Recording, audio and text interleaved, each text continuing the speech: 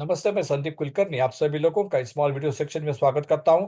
How to calculate the recovery of copper. Copper की recovery किस तरह से हम निकालते हैं उसके बारे में आज हम बात करेंगे। इसके पहले ऑलरेडी हमने कार्बन, सिलिकॉन, मैंगनीज और क्रोमियम के बारे में भी बात की है। आज हम कॉपर के बारे में बात करेंगे। तो सबसे पहले तो हमें कॉपर का बात का रीडिंग लेना है। उसमें कुछ कॉपर हमने ऐड किया है और 1 से 2 मिनट रुकने के बाद हमें एक और रीडिंग लेना है कॉपर कॉपर का। और उस कॉपर के रीडिंग को लेने के बाद आपको जो डिफरेंस है उस डिफरेंस, आपने जो कॉपर ऐड किया है और जो मेटल का वेमेंट है, उन सारी चीजों को लेके रिकवरी आपको निकालनी है। तो सबसे पहले तो आपका जो बात कॉपर है वो है 0.22%, 220%। यहाँ पर मैंने 3 डिजिट इसलिए लिए है क्योंकि जो रिकवरी है वो रिकवरी ज्यादा सही तरीके से आपको पता चले। मेटल वेमेंट इज 500 kg। साथ ही में कॉपर का जो कॉस्ट है वो भी हमेशा ध्यान में रखो कि बहुत महंगा होता है। कॉपर लगभग 850 रुपये kg है। तो वो यहाँ पर 5 या 10 ग्राम भी बहुत अहम होता है। तो यहाँ पर रिकवरी ज्यादा अच्छी तरह से निकालने के लिए हमने यहाँ पर 3 डिजिट्स का इस्तेमाल किया हुआ है। तो उसमें हमने 1 kg कॉपर डाला है 200.22% में।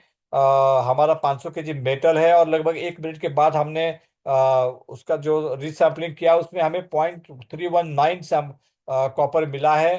तो वो 319 कॉपर 0.220, तो ये डिफरेंस है लगभग 0.097% का डिफरेंस है। अगर 500 kg मेटल और 0.07% जो इंक्रीज हो हमारा कॉपर हुआ है उसका क्या मल्टीप्लिकेशन करेंगे तो हमें जो ऐड इंक्रीज हुआ कॉपर है वो पता चलेगा कि 0.485% प्रॉपर हमारा इंक्रीज हुआ है। यहाँ पर थोड़ी सी जो गलती है उसको मैं सुधारता हूँ।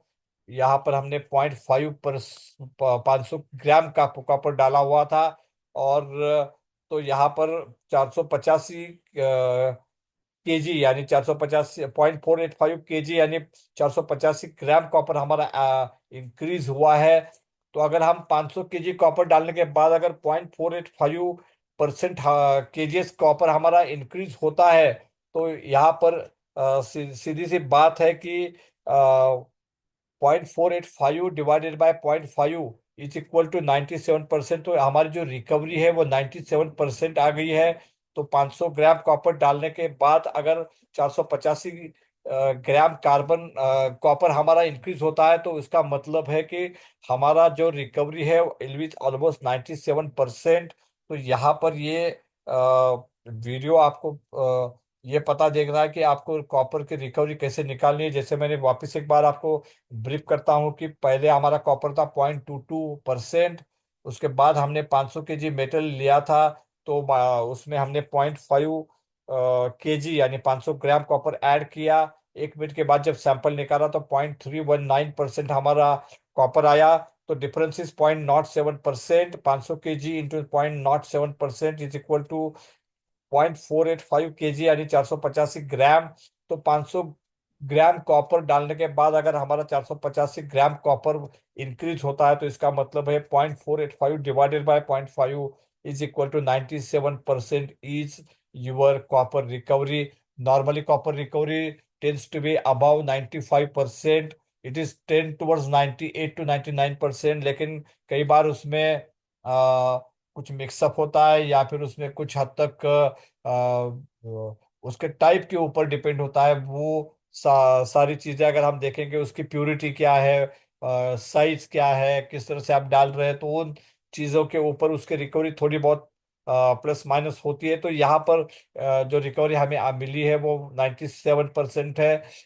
जब भी आप कॉपर डालेंगे तो डेफिनेटली आप हमेशा जो इलेक्ट्रॉनिक्स वेमेंट स्केल है उसका इस्तेमाल कीजिएगा। नॉर्मली सारे ऑलॉयज में आपको इलेक्ट्रॉनिक्स वेइंग स्केल का ही इस्तेमाल करना है ताकि जो एडिशन है वो ज़्यादा एक्यूरेट हो, ज़्यादा परफेक्ट हो और आपका कॉस्ट आप बचा पाए, सेव कर पाए और जिसके वजह से आपकी जो कॉस्टिंग इफिशियंसी है वो बढ़े, आप कॉस्ट कॉम्पिटिटिव बने मार्केट में।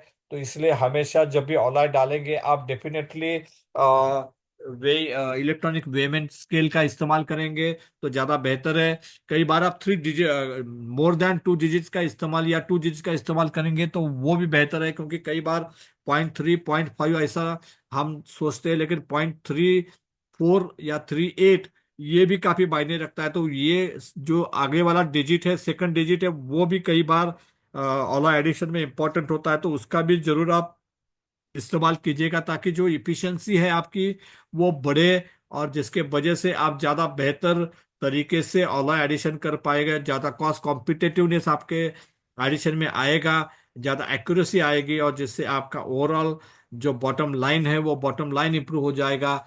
इस उम्मीद के साथ मैं इस वीडियो को ख़त्म करता हूँ। आपका बहुत बहुत शुक्रिया। Thank you very much.